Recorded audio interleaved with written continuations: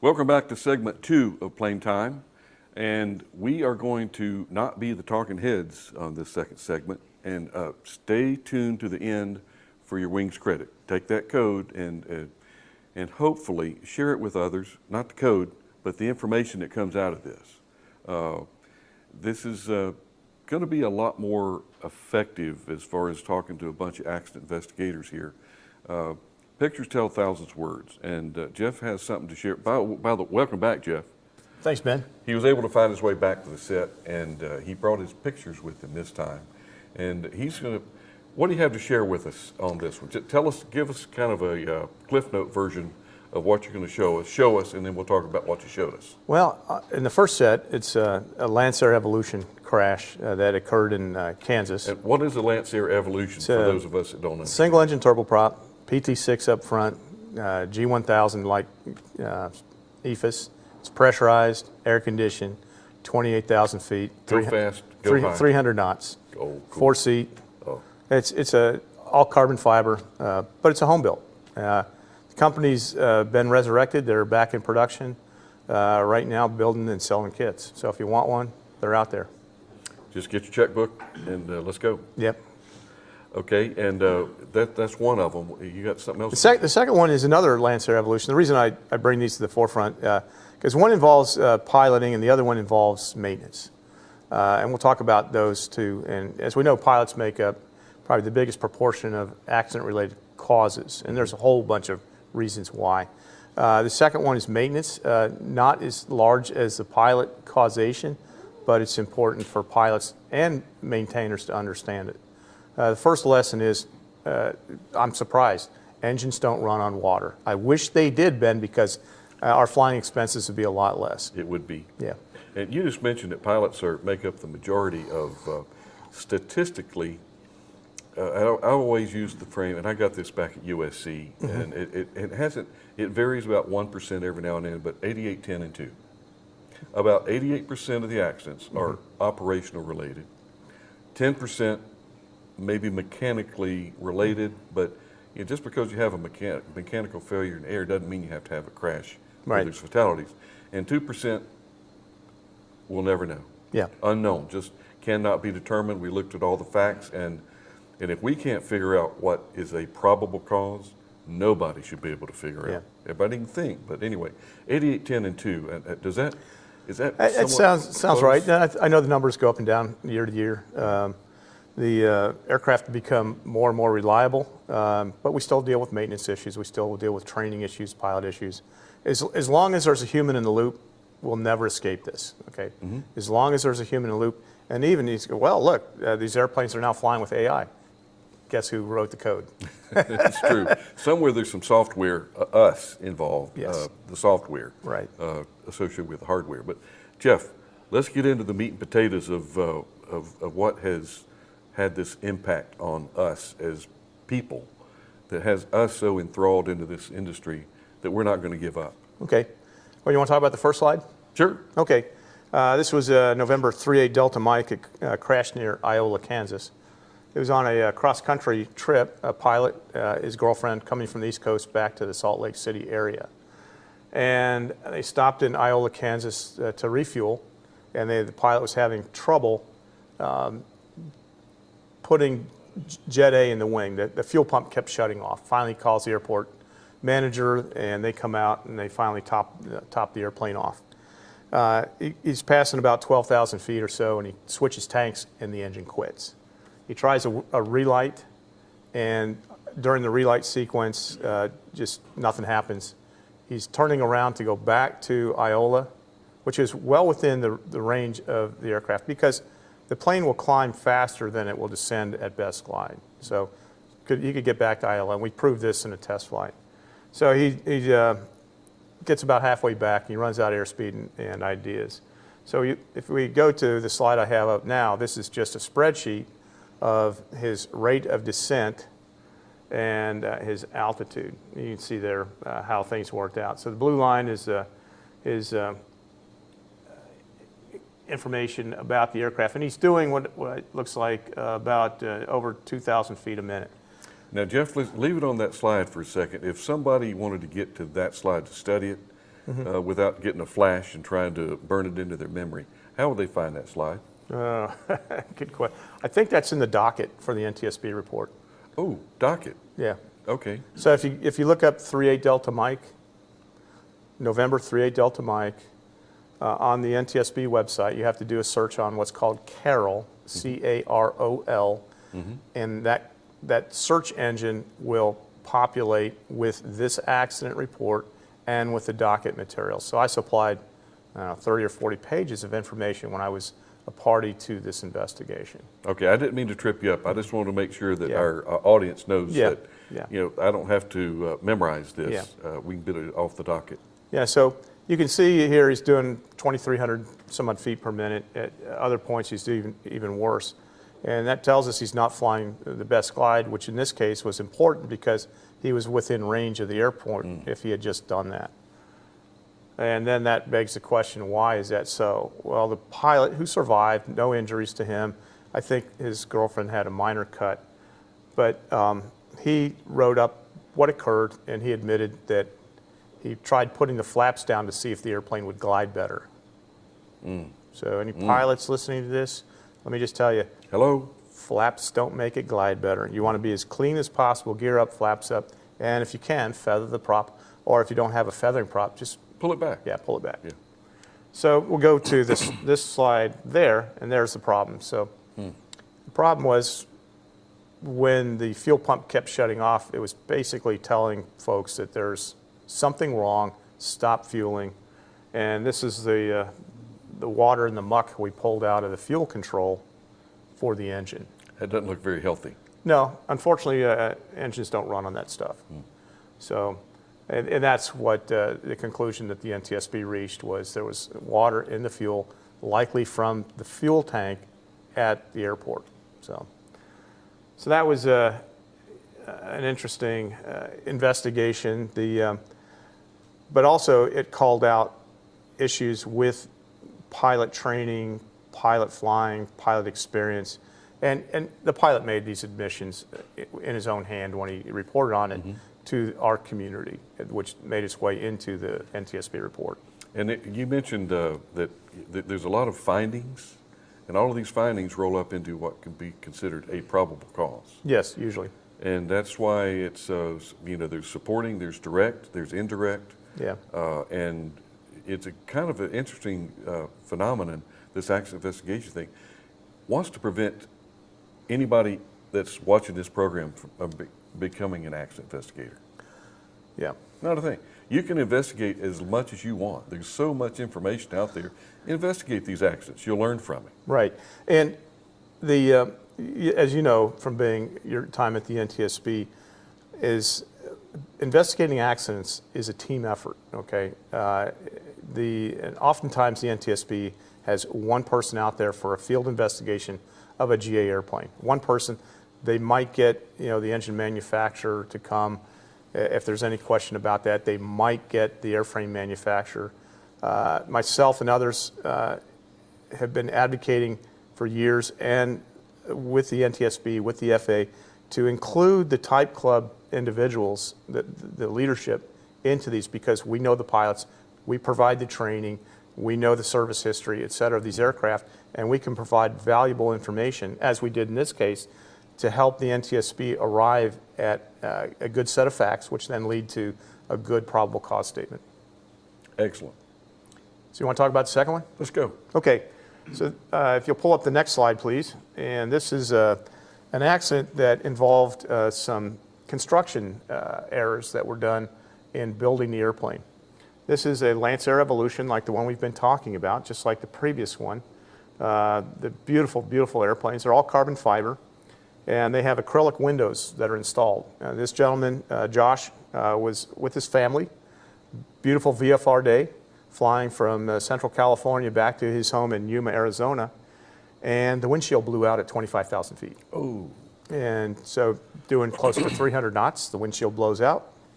And Josh had recently been trained by one of our best instructors, and Josh put it down on a runway, left the gear up because he had a gear malfunction indication problem, and so he left the gear up, slid off the end. Again, And they all exited. He had his 3 little boys were in the back, and one of them said, "Dad, that was cool. Let's do it again." So they all walked away. I think the wife had a minor cut from that incident. And when you let's back up just a little bit as we look at that slide, Mike. Yeah. Okay. You say the windshield blew at 25,000 feet. What was your pressure inside the cabin around that? You're looking probably 7.5 psid or so. See, most of the people 8 psid. GA-wise, and keeping on that slide, they don't really associate. They're not familiar with pressurization. Right. And blowing up, it's a balloon. Yes. You're pumping the cabin up to be able to breathe without having to have supplemental oxygen. Just like on an airline. Yep. Just like on an airline. So it didn't blow in. it blew out. Yeah, and I'll show you. So if you go to that slide, there we go. So the airplane is sitting in the inspection facility, a maintenance hangar, and we're looking at pieces of the windshield that are still remain around the edge of the windshield. What went out was not only the windshield blew outward, as you mentioned, but also the glare shield went. And when the glare shield went, it took out an indication device, a solenoid for the landing gear. That's why he didn't get a good landing gear indication. It also took his headsets off. So, well, it's similar to, and keep it on that slide, and we're talking about the airlines. It doesn't happen often. no. But when it happens, it's ugly, and Yeah. it will suck you out because if you take all that volume of air that's pumped up at altitude, and you're trying to squeeze it through about a 2-foot square area of airplane, the airplane's going to win. Yeah. In this case, you have a big hole and not a lot of volume. Mm-hmm. So the big thing is, after the windshield's gone, but it sucked his headset off. And his headset, all that stuff went immediately. But now he's got to duck down below where the glare shield would be, and fly the airplane that way. So next slide, please. That is what the windshield looked like when it was reconstructed. What they did was they cut out the frame. Had the board not cut the frame out, the airplane would have been repairable. Once they did that, it was gone. So they pieced it back together, and they arrived at a really, really good conclusion about this as far as here's some of the issues that they saw. Unfortunately, I think many of the folks in our community didn't accept that as the reason. They said, well, the reason is the plane was painted black. It's a composite airplane. That's what caused it. That was not the case. So now, why would they say because it's painted black? Staying on the slide. Yeah. Just the heat, or yes, the heat, the temperature, the surface temperature when it's parked outside gets warm, and so it's long been talked about that you want to keep the surface temperature of these composites within a certain range. Well, that's true of some airplanes and how they were put together, the types of epoxies that were used, the type of materials that were used. Not so true in this. The temperatures have to be a lot hotter. So what the board found out in this case was, if you see the bottom, that's the edge of the windshield. These are NTSB photos from their lab, and you see some marks on there. Those are grinding marks. So the windshield is oversized from the manufacturer, and then the builder has to trim it down. And they use trim the fit. They have to grind on it, and then they're supposed to finish it up with like a 40 grit sandpaper to take the blemishes out, and it has to be a rounded edge. So what they found was they left the grinding marks in, okay? And the edges were not rounded. So guess what happened? We had another one. So we had another accident. If you go to the next slide, please. No, that previous one was serial number 65. Right. Yeah, let me see. What serial number is this? 67. So back to what I had mentioned earlier. As an A&P, be inquisitive, ask questions, investigate, etc. 65, 67, is that a coincidence? So the questions somebody would ask is, what changed? Okay, how come we didn't have these problems in earlier serial numbers, but now we're seeing them in the mid-range serial numbers? Well, guess what happened? What changed? The manufacturing the construction went from facility A to facility B, and the new people at facility B weren't following the same, guidelines as standards as the acrylic manufacturer specified. So Mr. Abbott landed successfully at night, Saratoga, Wyoming. There's his windshield. That's ugly. Yeah, the NTSB wanted to cut that out, and I told Jerry, I said, have them write you a big check and they can have it. And they didn't. So, but his plane got repaired. So there's another picture of it. So we again removed pieces of that windshield, and what did we find? There's a picture of how it's prepped and put in. It's epoxied in. That's a side window. There's a person there. Like a spelt, It's just a orbital sander? orbital DA sander with a 40 grit, and you're just, taking that edge off and taking those grinding marks out. Okay. Do you start at that? She's using a 40 there, but do you start Oh yeah. coarse? And Coarse. Then, how fine do you go? About 40. Okay. Yeah, it's not much, but yeah, the grinding marks are the big killers. So that was 67, and then later on I was involved in an accident we'll talk about in a second, serial number 70. And everybody's thinking, oh, this is in our rear view mirror. So I was interested to see in serial number 70 that had a crash. I looked at the windshield, and guess what? It had the same marks. So we had to come up with some bulletins to address these issues. So if you take a look there, you'll again see the grinding marks in there, and also you'll see the sharp edge. So classic hallmark fatigue failure, in this case, in the windshield, etc. And the benchmarks, and leaving it on that shot there, again, this is an educational type thing to where you have a source point from these benchmarks and the striations where you have stress risers. Right. And those stresses, because that windshield and the aircraft, they flex. Under pressure, yes. Absolutely. And 747, it shrinks 3 inches Wow. at altitude Yeah. due to the temperature change as opposed to on the surface. Yeah. So 3 inches, I mean, that's a long way. Yeah. But it's the same thing happens on these little airplanes. Yeah. Not 3 inches, of course, but Well, even if it's a couple thousandths, Yeah. it moves, it works. The term is elasticity or elastic, and they move, they stretch, they bend, et cetera. And so you want to minimize that. So the important point here for everybody is follow the directions. If you see sharp edges or you see a propeller, Yeah. Same every time you do a pre-flight on a propeller. Right. If you see a piece of sand or grit, particularly in the first third of a prop, that needs to get dressed out. Yes. Now the last 3 inches of the tip, you could probably bang away on that, and it wouldn't really affect you much until it leaves. But Yeah. the prop is through so much dynamic stresses that at that little riser, that's going to be the start of a crack. And it's not a matter of if, it's when. Correct. And so you go back to the manufacturer's recommendations for continued airworthiness. So all these products will have documents on how do we take care of this thing over its service life. Inspections, repair, overhaul, all that information is out there. All you have to do is look it up. And as you mentioned, this thing called the internet, a lot of this stuff is on the internet. Internet? Yeah. Is that new? It is. It is.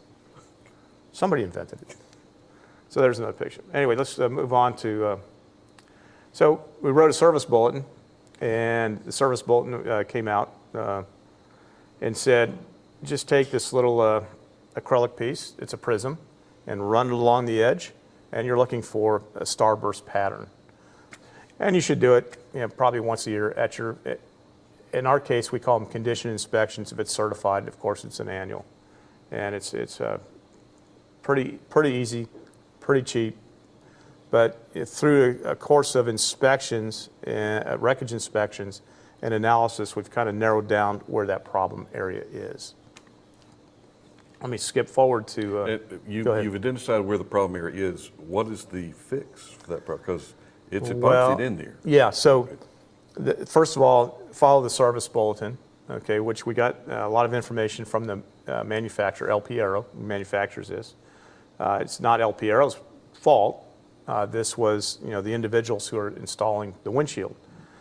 But the service bulletin tells folks how to inspect it, and if there's a problem, then it's a remove and replace the windshield.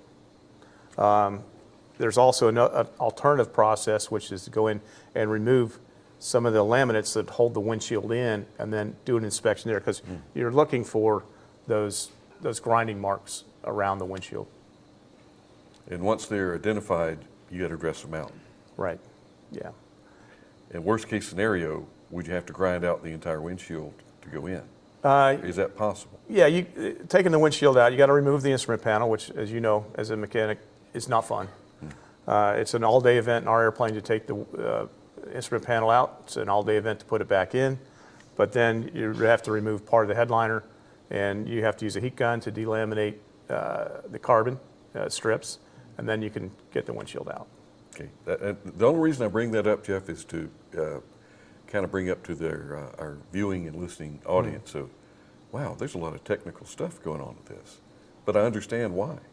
So that, again, you got there is a lot, but for folks that own airplanes or maintain aircraft, there's a huge support network out there of people that know these things that can kind of walk you through it. That's why this kind of information is important. Reach out to your type clubs. If you own a Bonanza, reach back to the Bonanza Society, or a Comanche, same thing, or Piper clubs or short wing Piper clubs, and ask people if that plane is new to you and you don't know this stuff, just reach back and ask questions. And they can usually direct you to the literature, the expert, whatnot, so that you can maintain and operate your aircraft safely. That's the point. So let me fast forward here to, let me see if we can go. ugly. There's some ugly stuff in it. Yeah, so we'll talk about this one because this is all maintenance. And ready to talk about that one? Let's go. Let's Okay. jump into it. Yeah, so we were talking earlier about, sometimes we come across as being too light in our discussion of these. These two folks were personal friends of mine, and I was called on this crash back in 2021. We had 2 accidents back to back within 2 weeks of each other. And after the first accident, Kathy called me and asked me, who was the victim in this case, and asked me, hey, what's the story with the airplanes? Are they safe to fly? I said, yes, absolutely. There's nothing in this previous accident that should impact anybody else. It was a flight into icing conditions. And she said, okay, fine, thanks. And 2 weeks later, they have an accident. This is their Lancer Evolution. Actually, the plane was built at Spruce Creek, down here in the Daytona area. And it was a beautiful Lancer Evolution, serial number 70. The previous picture I showed you of the windshield. 67. Yeah, no, of 65.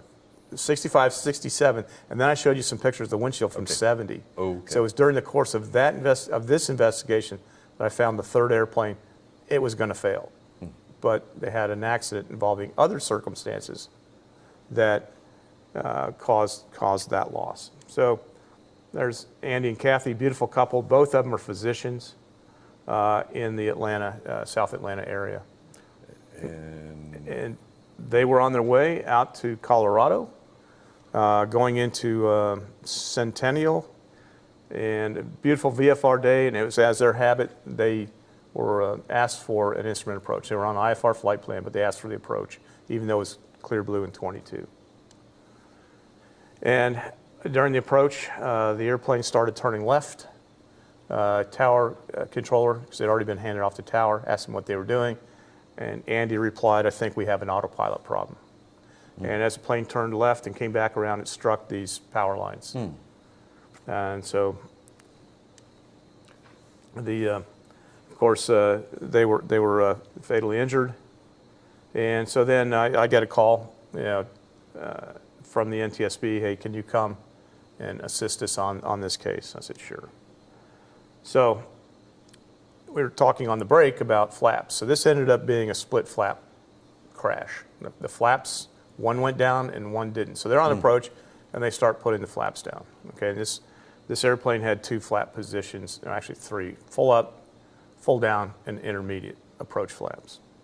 So it's an electrically driven system with a flap motor that's underneath the rear seat, and then you have push-pull tubes that go out, torque tubes that go out to the flaps, and they're connected.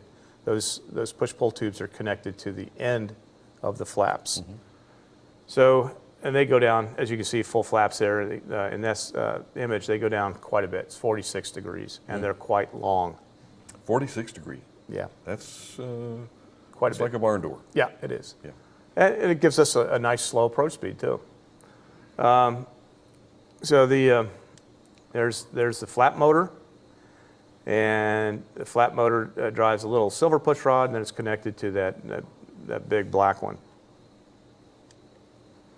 And it's connected. The flaps are connected through a little cove in the fuselage out to the inboard end of the flaps. So I get a phone call from Kathy's friend down in Spruce Creek, and he said, Jeff, take a look at the flaps when you're out there.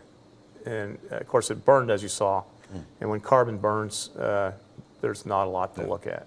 No, it powders. So I told Tim, I said, I'd do that and to answer his questions. So there's the two ends. So the flaps, one had more burn damage than the other. There's the flap.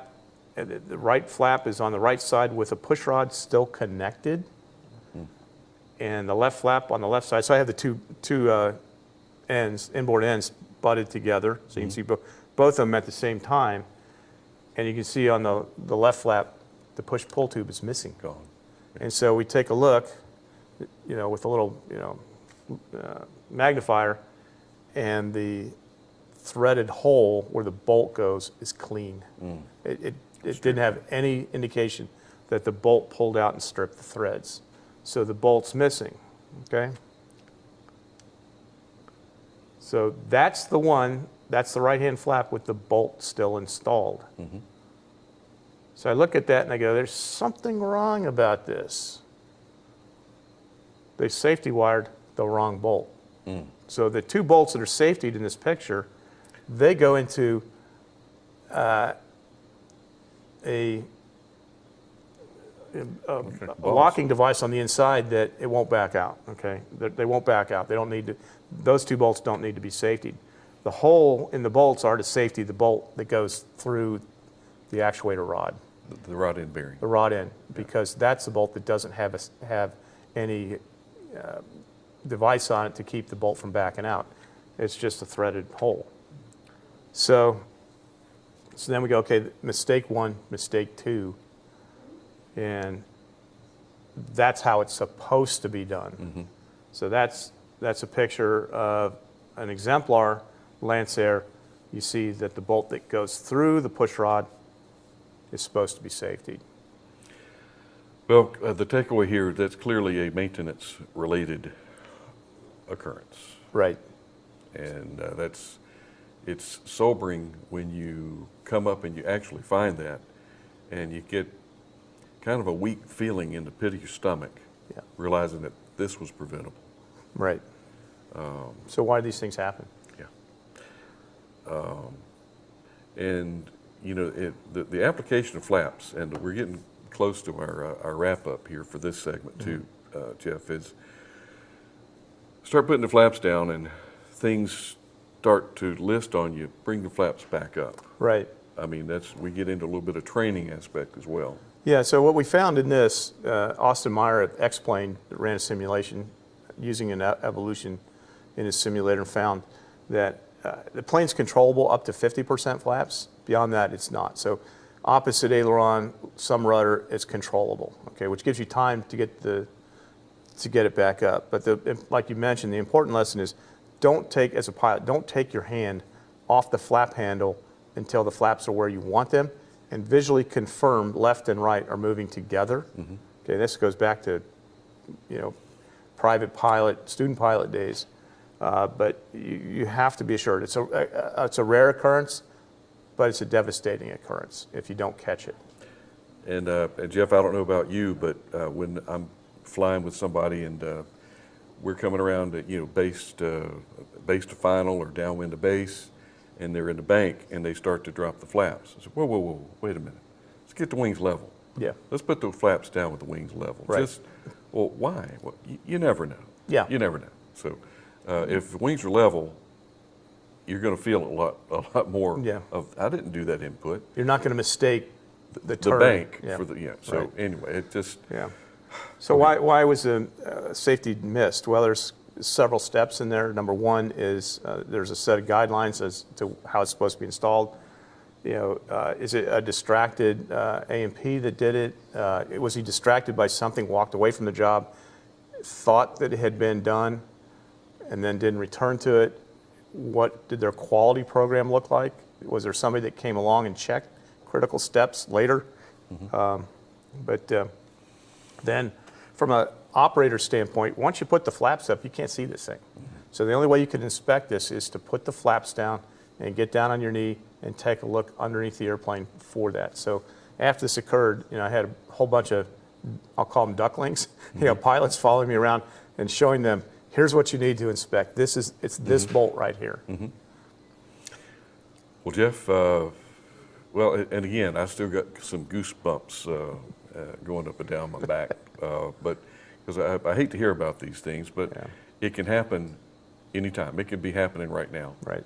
So let's address and wrap it up, Jeff.